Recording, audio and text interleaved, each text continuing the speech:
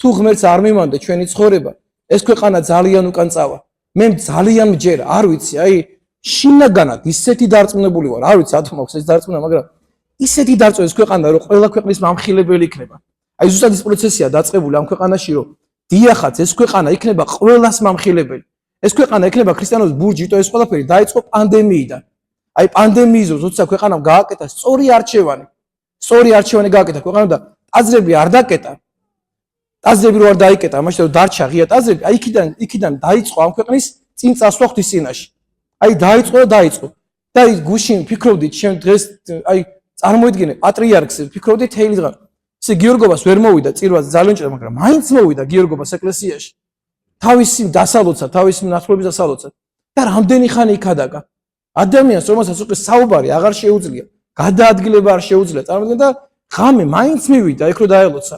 ანუ მაინც წავიდა და მაინც დადგა და სულის მახსენდება ჩვენ რომ ღმერთს რო გვაყურთხებენ, ხელში გვიდებენ მაცხოვრის ხორცის ნაწილს, წმინდა ნაწილს.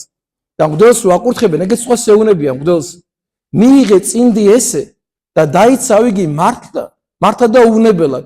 ვიდრე უკანასკნელ აღმოშვინამდე შენ, ანუ ეს დაიცავიო, მანამდეო სანამ ბოლო ამოსუნთქვა არ ამოგივაპრი, ანუ სანამ არ გარდაიცვლებ, მანამდეო უნდა ემსახურო ღმერთსო. იმიტომ რომ მაგის გამო განკითხავსო ღმერთიო და წარდგებიო ამის გამო ღვთის წინაშეო და პასუხს აგებო ღვთის წინაშეო. აი ჩვენი პატრიარქი ახლა დღეს მამა თორნიკე მეუბნებოდა, ამის მაგალითია ჩვენი პატრიარქი, აი მართლა ბოლო უკანასკენ ამოსუნთქვამდე სანამ შეუძლია მსახურებას არ აცდენს. ერთი მსახურება, მე მახსოვს პატრიარქს არც ერთი ლოცვის მსახურება არ გაუსწენია.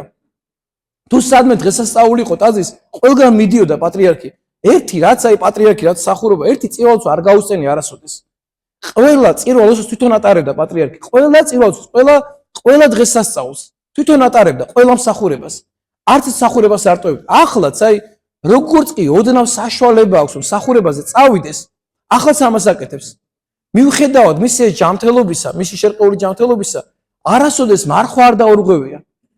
რამდენი დაავადება აქვს, რამდენი ჩვენ და მოდიან, ამა ოდნავ კვიჭი მაწუხებს შეიძლება ძისთან წარმივიღო რაღაც. აი ამ ადამიანს არ დაურღვევია მარხვა არასოდეს. არასოდეს მარხვა არ დაურღვევია. იმდენად აი მისთვის ყველაფერი მნიშვნელოვანია. იმდენად აი ემზადება ამისთვის, იმდენად აი უყვარს ეს სახურება და მართლა ბოლო ამოსუნთქვამდე ემსახურება ამ ღმერთს. მართლა სანამ ბოლო ამოსქვა არ მოვა, უნდა რომ ღვთისმსახური იყოს. და ბოლომდე დაიხარჯო ღვთის წინაშე. წარდგება თქვას აი მე ბოლომდე და გუშინ აი ამდენი იქადაგა გუშინ. ისე ვისაუბრო რომ წმინდა გიორგი შეგვეწევა, დაგვეხმარება და ტროპარი იგალობა თვითონ იგალობა ეს ყველაფერი და თვითონ გვაძლევს ამის მაგალითს, საოცარ მაგალითს და ერთად დაგვილოცო საოცარი ადამიანი, მართლა აი ზოგჯერ ისე ვარ ხოლმე რა ამ ეს სამ ადამიანზე, აი აქედან როგორ უნდა ამოგივიდეს აი პირიდან ეგ სიტყვა უბრალოდ აი ამ ადამიანზე, ესეთ ადამიანზე. ვის რა უკეთებია ამ ქვეყანაში, ვის აი დედამიწაზე, აი საქართველოში მანახეთ ერთი კაცი, ვისაც იმდენი გაუკეთებია, ამ კაცს პატრიარქმა გააკეთა ამ ქვეყნისთვის. და ამ ადამიანზე ეს ნიშნავს, რომ თუნდა რომ ერი გაგვანადგურო, რომ ეგეთი ადამიანები არ ფასობდნენ და რა დააბრალეს მას არ მოიდგინე. იმიტომ რომ ეშმაკი გაგიჟებული ამის მოღვაწეობაზე, ვინც სახართ ასაკში, ყველა მიცით რა მდგომარეობა იყო პატრიარქის მოსვლამდე. ხალხმა ელემენტად პირჯურის წერა არ იცოდა.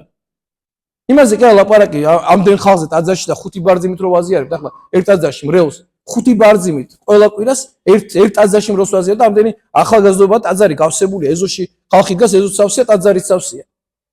ეს ყველაფერი ეს პატრიარქის დამსახურება, ამდენი ხალხი რო ხართ ეკლესიაში, ვაშთა გუნდი წარმოიდგინე, ამდენი ბიჭი გალობს ტაძარში, ესეთი ხმოვანება, ეს საგალობელია, ასე პატრიარქის დაწერილი საგალობელია, ღვთისმშეწირვის დროს. ეს ყველაფერი მისი დამსახურებაა, წარმოიდგინე და ეგეთ ადამიანი პატრიარქი რომ მოვიდა, ხალხმა პირჯურის წერა არ იცოდა და პირველ ხადაგას ეს 3 თით ეს უნდა დაიჭირო, 2 თით ესე ხელის გულზე, ჯერ შუბზე უნდა მიდო, მერი აქ, მერე ეს და ეს ასაუდა ხალხს არ მოიდგენ. ხალხმა პირჯურის წერა არ იცოდა. ესეთ დროს მოვიდა საქართველოს ეგ საჭიროებად. ტაძრები დაკეტილი იყო, 50 სასწრო პირი იყო თელს ქვეყანაში.